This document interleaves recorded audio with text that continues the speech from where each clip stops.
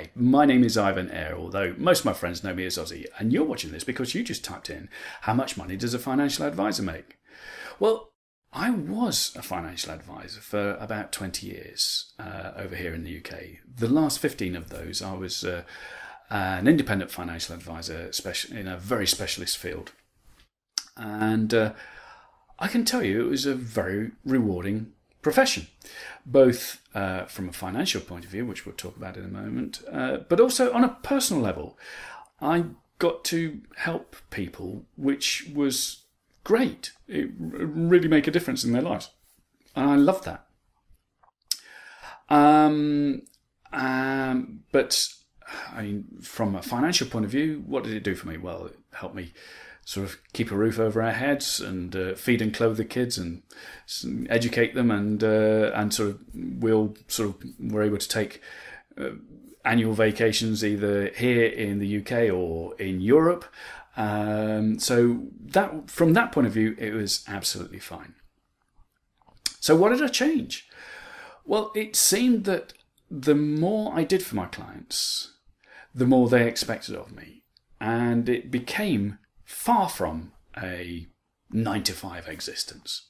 In fact, it was a 7-day-a-week existence. And what do I mean by that? Well, outside of normal office hours, it was not uncommon for my cell phone to ring. In fact, it got to the point where I actually took my cell phone number, my mobile number, off my business card, because people were just calling me out of hours.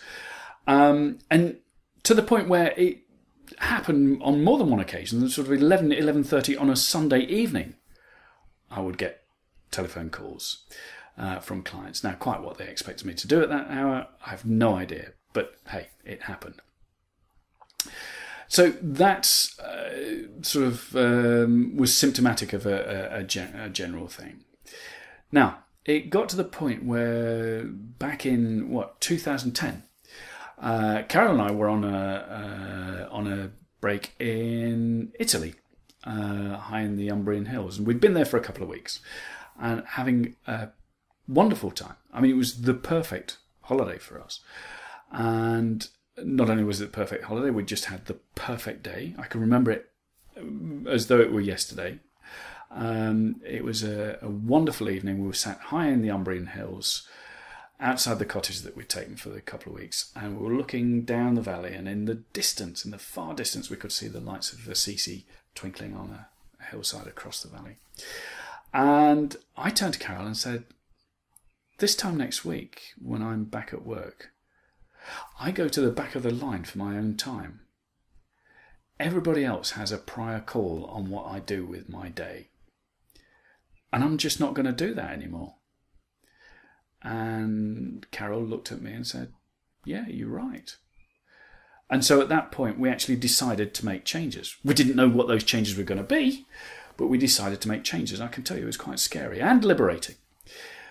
Now, roll the clock forward several years, and I have a thriving home business, and I would not change it for the world.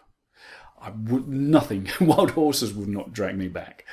Look, if you would like to know more about what it is that I do now, that I rate so much more highly than being a financial advisor, look, there'll be a link here somewhere. There'll be a button or a text link below here.